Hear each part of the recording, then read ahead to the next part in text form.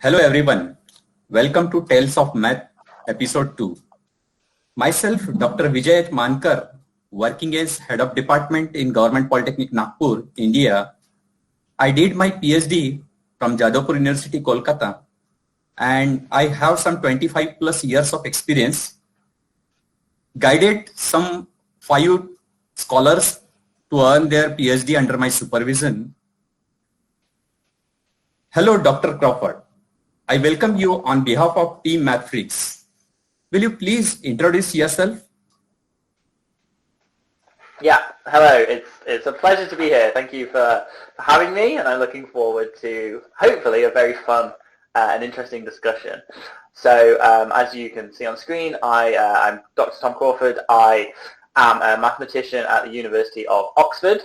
So I'm at St Eben Hall, which is one of the colleges here, where I teach first and second year undergraduate students.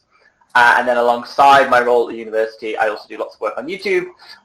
So I work with Numberphile, again, as it says on the screen.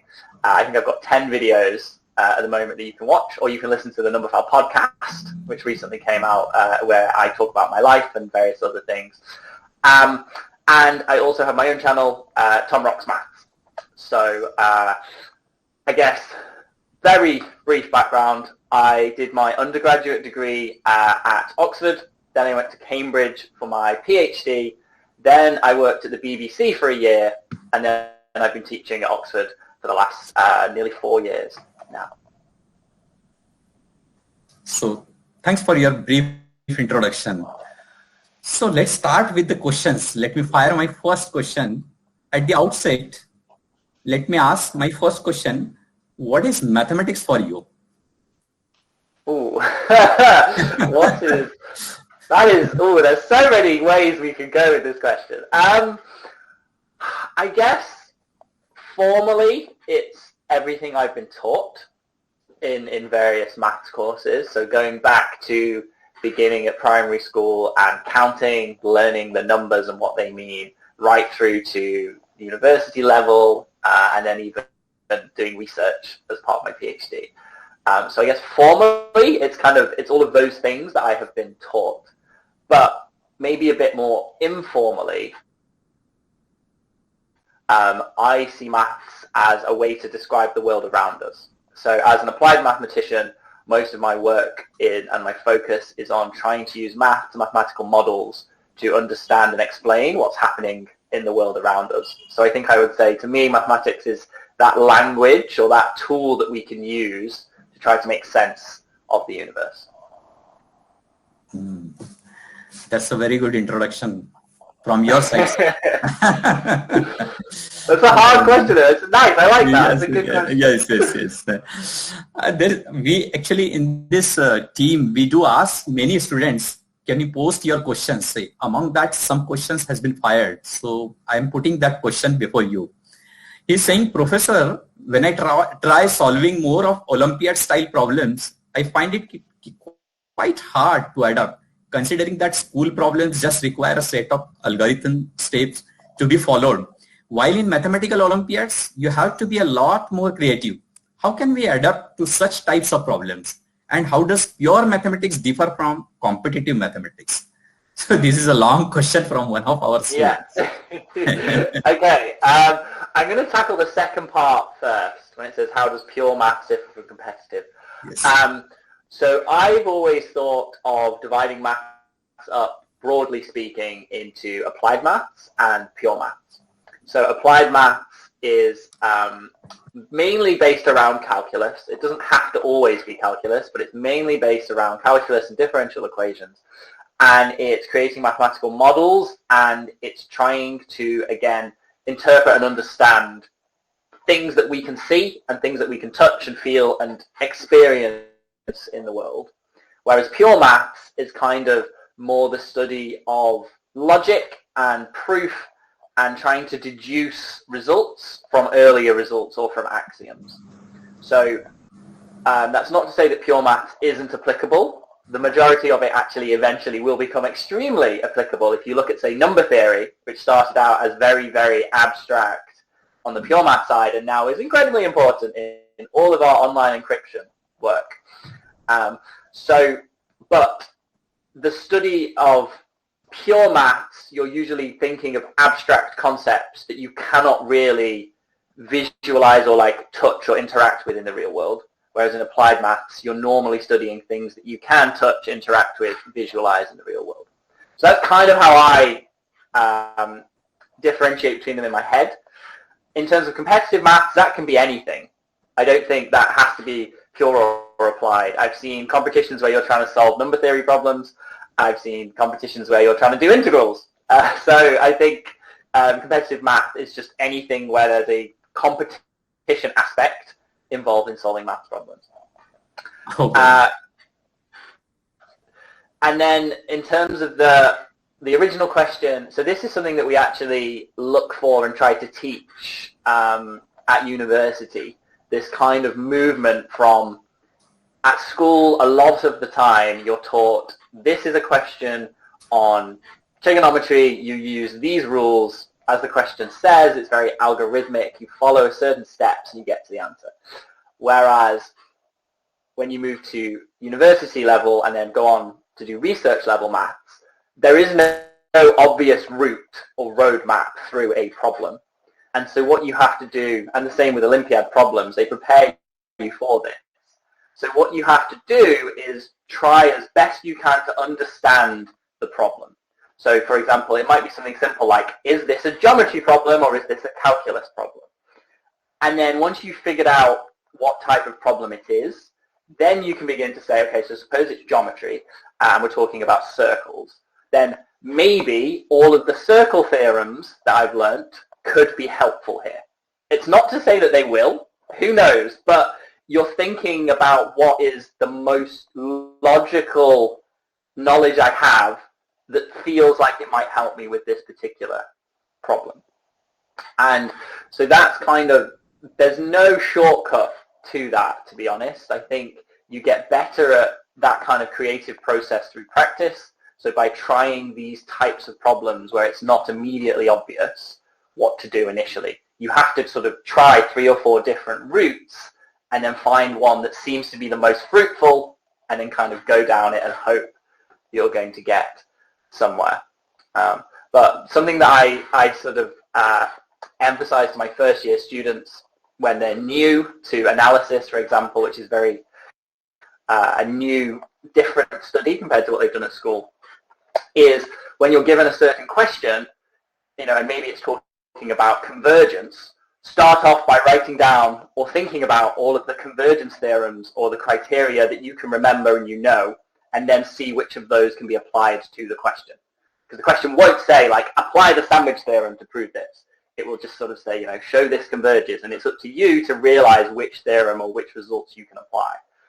So a good starting point is always to sort of think about what context is the question presented, and then start to sort of list or think about what do I know in that field, will it help me here? You have very well elaborated onto this mathematics, how it differs from competitive mathematics and your way of thinking onto it. Now there is another question, sir. There is another question from one of our other students. He's saying, sir, I am able to understand the concepts, but whenever I try to solve questions, I am unable to solve it. How can I improve that? Okay. I'm, without meaning to offend the questioner, if there's almost like a difference between thinking you understand the concept and truly understanding it so that you can actually solve problems. It's quite difficult to realize when you've reached that second step. So I found this myself, I'll be completely honest. So I studied a numerical analysis course when I was a student, and that was kind of, at the time I didn't feel like I truly understood it, but I knew what questions they would ask in the exam, and I sort of was very strategic with my planning and my practicing, and I did well in the exam. But then a few years ago, I was asked to teach numerical analysis. And initially I was quite hesitant because I remembered not really understanding it very well when I was a student compared to, say, fluids, which obviously I went on to do research in. But when I went back and sort of, it took me quite a while. I had to reread all the lecture notes, try and do all the problems again myself. But eventually, you just kind of have that moment, like the classic sort of aha, or like moment where it clicks. And suddenly, numerical analysis now makes sense to me. So, so I felt like as a student, I was very much perhaps in a similar boat where I could follow what was happening in the lectures. I was like, yes, we do this, and then this step, and this, all I can follow it. But when I was presented with a question I hadn't seen, I would struggle. And it's only through really going back through the material and relearning it and trying to fill in gaps in proofs myself, different sort of techniques like that, doing lots and lots of practice, that I finally began to feel as though I actually knew it well enough that I could then apply it in unfamiliar contexts. So I don't think there's really a shortcut. I think it's more about sometimes you think you understand something, but then if you actually can't solve any problems in it, you probably don't understand it in the first place. So you need to go back and maybe look for another way of explaining it. So if you've learned it from one textbook and you think you understand it but clearly don't because you can't do the problems, maybe go back and try and learn it from a different textbook that presents the information in a different way, and you might find that that makes more sense to you. But yeah, lots of practice and lots of hard work, really. There's no shortcut. As you said, you have taken with a very hesitation to this numerical analysis, and also I have seen that you are equally interested in modeling. I think that in the modeling itself, it might have helped a lot to learn like a numerical analysis, that in the modeling sort of thing. Is it the case? Do you feel that it is bridging or it is helping? Yeah, definitely. So my my PhD work and my research in fluids was very theoretical and experimental. So I was either solving simplified versions of Navier-Stokes or was doing experiments and getting data. And the third piece of that puzzle would have been computation and simulations. To sort of fill in the third branch. But I didn't really have the skills or the experience to be able to do that as a PhD student. So yeah, certainly I do feel now a lot more confident with numerical analysis and numerical methods in general. And so yeah, that definitely would be a very useful tool, sort of using numerical methods for solving PDEs, for example, to sort of maybe bring that into my research as well. I haven't started yet, but it's definitely something that would be, I think, helpful and useful to do in the future. Okay. Now, from the childhood itself, we have been given an information like to be in the Oxford, it's like there is a galaxy of intellectuals. So there's a simple question from one of students. Does someone need to be really good at maths to get into Oxford? See, we have so much hype for Oxford. So from the childhood itself, our parents has given so much information about Oxford. If in our India, if it is said that he is an alumni of Oxford, so we just pray like he is a god to us. so this question is to you. Does someone need to be really good at maths to get into Oxford? If you want to study maths, you absolutely need to be very good at the subject. Now, I think it's important to realize that there is a difference between being very good at a subject and being like a child genius, right? Let's say, for example. So there are certain people, famous scientists, mathematicians throughout history, who clearly were just born as absolute geniuses and just had an incredible mind and were able to solve incredible problems. But they are exceptionally rare. If you think of all the people that have existed in history versus the very small number who are geniuses, like they're so rare, like once in a generation almost, like for these people to exist. So everybody else who's studying at Oxford is obviously good at maths, but also is working exceptionally hard. So that was very much the case for me. I worked very hard as a student. I worked even harder once I got to Oxford, actually, because the course here is very intense and I wanted to do as well as I could. So there is certainly a hurdle you have to clear. So for example, our standard offer for someone to study maths, which we base in A-levels, is 2 A stars and an A. in your A-level subjects. So an A star being the top grade. So you need an A star in maths. If you take further maths, you need an A star in that, and then you need a further A grade. So obviously, to be able to achieve those top grades, you have to have a certain level of being good at maths, and obviously you have to work hard as well to get those grades. But then, beyond that, that in itself is not enough. So the other aspect is what we test with the admissions exam and with the interview process. So the admissions exam is very similar to what we were just talking about creative thinking in maths. So in the admissions exam, the actual material you need is not anything different to what you've been taught at school. There is a list of about 10 topics, and they're all relatively basic topics. However, when you're solving the admissions test questions, it doesn't guide you through like you would in a high school exam. So rather than a question saying, do this integral, it will be phrased completely differently, usually in words, and it's your job to sort of translate the words into a mathematical statement and then begin to realize maybe doing an integral is how I need to solve this. So if it's like an optimization problem, you could have a question asking you about optimizing the size of a particular shape, and you have to realize yourself, well, that means I need to formulate an expression for that shape, and I need to differentiate to find its maximum or minimum, because that's how you would optimize. But the question doesn't say explicitly differentiate. So that creative thinking is kind of tested in this admissions test, which you have to do. And then we shortlist candidates following the admissions test. So you have to be predicted the top grades. Then you take the admissions test, and we will then form a shortlist of the students who have a good application and have done well on the test. And then finally, we have the admissions interview. And what we do in the interview is we just give you more maths problems. So it's not an interview in the typical sense. We don't really talk about your background or anything like that. We already know that from your application. So what we're doing in the interview is wanting to work through maths problems together. Because once you come to Oxford as a mathematician, you will be taught in the tutorial system, which is small group teaching. So that would be, for example, me as one of the tutors and 2 students, and we would spend an hour each week going through problems. So because we teach you in that way, the interview is like a mock tutorial. It's a practice to see how you respond to that style of teaching, which you've probably never experienced before.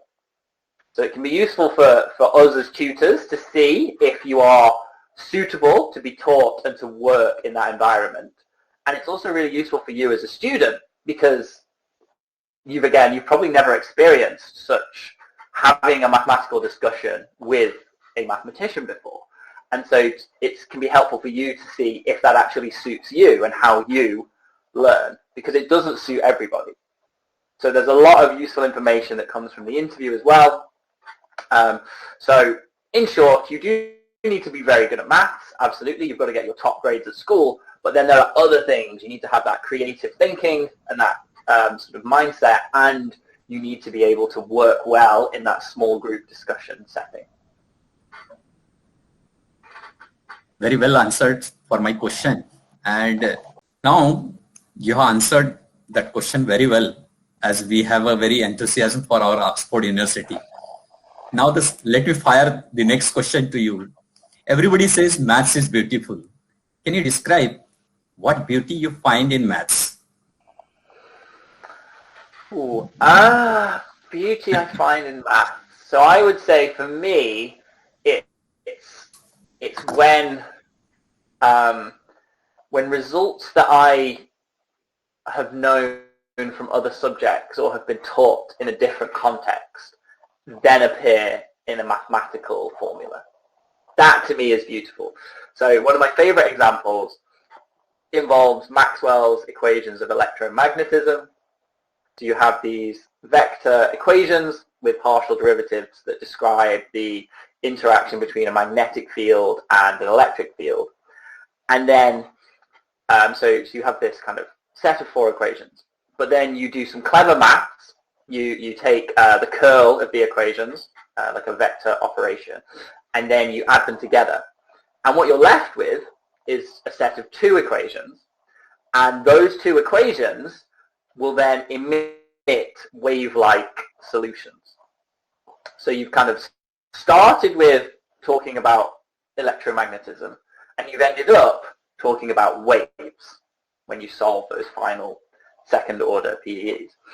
And then what that tells you, so that's just doing some maths, but what that actually tells you is, because you started with your equations and got the solutions to be waves, that tells you that the EM spectrum, or, well, they're called electromagnetic waves, but the first person to do this didn't know that electricity and magnetism behave like waves, or the fact that light was even a wave. We didn't know this until somebody did the maths and thought, maybe light is a wave. The maths is telling me that light is behaving like a wave. Maybe we should go and test this, go and speak to my physicist friends and be like, I think light is a wave. Maths tells me light is a wave. Can you do a clever experiment to test this? And then the physicists do their clever experiments, and lo and behold, light is a wave. So, or behaves like a wave, of course, it's a wave and a particle. So things like that to me are incredible. So the fact that, I was taught in physics when I was maybe like 10 or 11 that light is a wave, and then the fact that now I have the mathematical tools that I can fully derive that result myself. Those things to me are beautiful. When you have those moments of just the maths fitting perfectly with what we're seeing in the universe. Wow. As we delve into these various topics, now you are evolving with a lot of information. Means we are getting so much of information from your side. And that's why now I'm ready to ask you the another question. How did you fall in love with mathematics? So I've been asked this a few times, and I think that there isn't an obvious moment. I don't know whether fortunately or unfortunately, but I don't have that kind of moment where I was like, this is it, this is what I'm going to do. I just remember throughout all of school, maths was always my favorite subject. It was always like the lesson I looked forward to. I would do extra exercises with my homework because I was just having so much fun. I'd be solving problems, and maybe we were told to do 5, but there were 10 on the page. I'd just do all 10 because I was genuinely having fun solving those problems. So I don't have like a certain moment where I fell in love with it. I think just as far back as I can remember, it's just always been my favorite subject at school. So I think that has really, helped me to get to where I am, in that it wasn't like I didn't make a choice or nothing happened to make me love maths. It just almost feels as though it's like built into me and how my brain works. That maths is just the thing that's always made sense and that I've always enjoyed doing. So there was never really I didn't ever think about doing anything else, really. It's very well you answered. I have a very similar question rather. How were you in your childhood? Were you really good at maths, like a child prodigy from the beginning itself, or you have evolved with time? So, yeah. So I definitely wasn't a child prodigy in any sense. I never at any point was sort of doing things before I should. I sort of followed the actual setup of school. So, I just did everything in order as I was taught and as I was supposed to in the UK. I obviously did very well in my maths tests and would score, the highest in the class and various things. But I just went to my local primary school and then my local secondary school and then my local sixth form college. So I didn't go to any special schools or anything like that. I just went to the nearest school to where I lived and just worked hard, to be honest. I certainly, as I've said, maths made sense to me, and I was definitely good at maths, but I don't feel as though beyond my brain sort of making sense of maths easier, perhaps, than a lot of other people, I don't think I would ever describe myself as any kind of genius or child prodigy.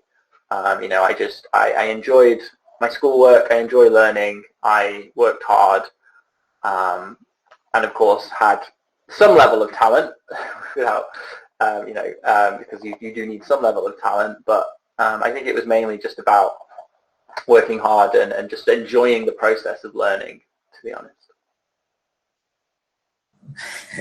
So at least you have given us a right type of information that only it doesn't need to be a child prodigy, but with the hard work and everything one can achieve. If he has a passion for his whatever subjects he like, he can go to any level.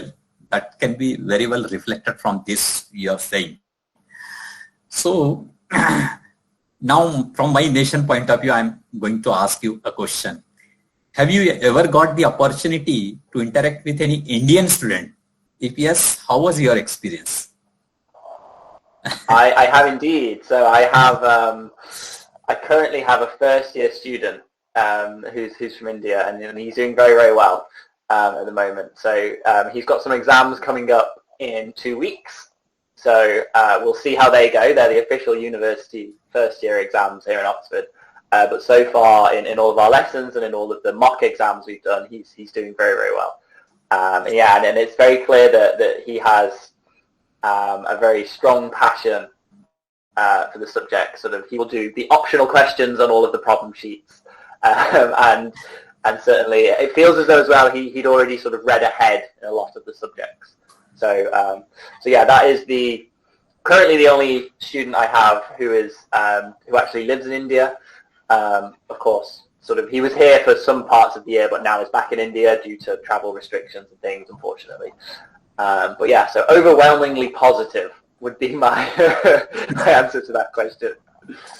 Yes. Very well answered. We have that sort of enthusiasm, whether how our citizens are working there, if they are having the equal passion or not. So you have very well answered that one.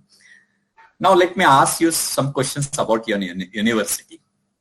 As we are already having so much enthusiasm about the Oxford one, rather it's a buzzword in our childhood. What makes Oxford University different?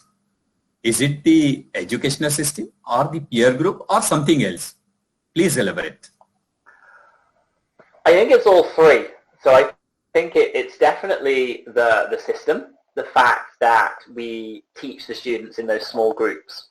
So the fact that, I will interact with each pair of students that I have for an hour every week, where we will sit down and discuss those problems together. So that's very personalized learning. I know exactly the common mistakes all of my students make. I know them all very well, and we just have a general good interaction between us in those sessions. So I think that's obviously is really important and sort of is something very unique to the Oxford and the Cambridge system, is that small group teaching. The peer group, of course, certainly plays a role. That the fact that everyone around you is also very, very intelligent and also has gone through the same very competitive admissions process. And also I think because of the reputation, you get students with such a wide variety of backgrounds. So just to continue, I was talking about my group of first year. So I have a student from India, I have 2 students from China, a student from France, and 3 students from the UK. So that's my first year group at the moment. And it's just such a good multicultural mix of different students with different experiences, different learning styles, and they all kind of help each other with ways of thinking about problems. And then finally, the sort of something else, I guess, is just the traditions that exist here. So I was talking about this yesterday, actually, on my live stream. My favorite thing about Oxford is just all of the ridiculous, nonsensical traditions. So the fact that 6 days a week I go to a formal dinner where I have to wear a suit and a gown, and they say grace in Latin, and someone bangs a hammer, and then you sit down. It makes no sense, but it's been going on for like hundreds of years, and so we continue to do it. And I think that whole thing is really great, and I think most of the students here, if not all of the students, really appreciate that. The fact that it's just such a unique experience that you get at such a traditional and old university. So yeah, it's a combination of everything, I think, that sort of makes it unique and makes it so special. Now we'll talk about the various areas of specialization sort of thing, or we can say the different areas of mathematics. And in that, we have so many areas, like you can say linear algebra, number theory, and all these things. So my question is, which area of maths fascinates you the most? and which area scares you or you find it hard? Okay, fascinates me is fluid mechanics without a doubt. So the reason I wanted to go into that for my research is twofold. So the fact that it's so visual and so applicable to the world around us. I was studying oceans and rivers and the climate. It's all such important problems that we need to try and understand. And also the fact that we don't really understand it very well appealed to me. So for example, the fact that the existence of solutions to Navier-Stokes isn't known. It's a millennium problem. It's $1 million question. Do solutions always exist in 3 dimensions for infinite time? We have no idea. So that sort of lots of stuff there still to be discovered, plus the fact that it's so applicable and important is why that fluid mechanics fascinates me so much. And then in terms of scares me, I would say topology. So I mentioned this to all of my students, actually. I happily admit to being scared of topology because I think, again, being an applied mathematician and sort of going down that road, I like to be able to visualize and have some kind of intuition or a way of conceptualizing what I'm studying. So once you move into topological spaces, like there are some examples, sure, that you can draw pictures of and visualize, but once you start moving into higher dimensions, it just doesn't really work anymore. And so whilst I can sort of muddle my way through the basic problems, once it gets to real abstraction and real difficult issues, my go-to would be to try and rely on that intuition and that visual. And in something like topology, when you're working in a 19-dimensional space, you just don't have that. At least I don't have that. And so that would probably be the thing that scares me the most. So topology is there to, as a nightmare it comes, sort of. Basically, yeah. I teach metric spaces. So I can manage metric spaces because they tend to be, I find those a bit easier to grasp onto, but fully topological spaces, that's where I get lost. In this series of questions, let me fire the next question. It says, Professor, please share your first time experience when you saw Ramanujan's summation. There's a question. Which summation is this one? There's so many summations and so many amazing formulas that he came up with. I'm going to guess this is the -1/12. The -1/12 summation is my guess here. That's usually the one that people mean. So my first thought when I saw it was very much like, how is that possible?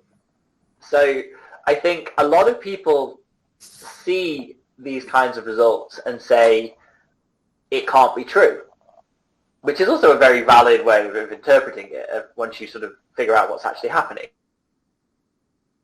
But my first thought was to think, well, if someone is telling me this is true, and Ramanujan obviously knew what he was doing, he's a genius, then I want to know, how did he get to that solution? So my first thought was, how can I, rather than just seeing the result, I want to see the steps that led to that result being deduced.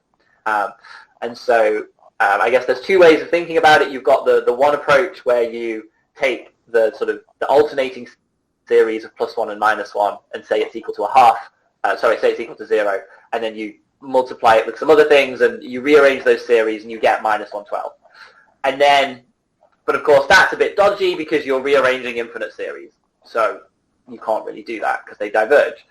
But then, so that was sort of my initial reaction, initial thoughts. But then once I sort of got more advanced in my studies and in complex analysis, which again I now teach, once I began to learn more about analytic continuation and the idea behind why we think it could be -1/12, then I began to sort of really appreciate the result and what was happening beneath the surface. So I think in the context of analytic continuation, I think it's amazing and a really brilliant result, but you just have to realize that you're not, in that context, it's not actually adding together all of the numbers. Because clearly if you add together all of the numbers, you do not get something negative. So I think it just depends on, my thought with that result is always, just be clear about how you're interpreting it. Right. Now, so for some questions, we can say it's been finished. Now, let me have the liberty to ask some of the questions to you. I have referred your sites and everything. You're not a typical professor like some professor maths or anything.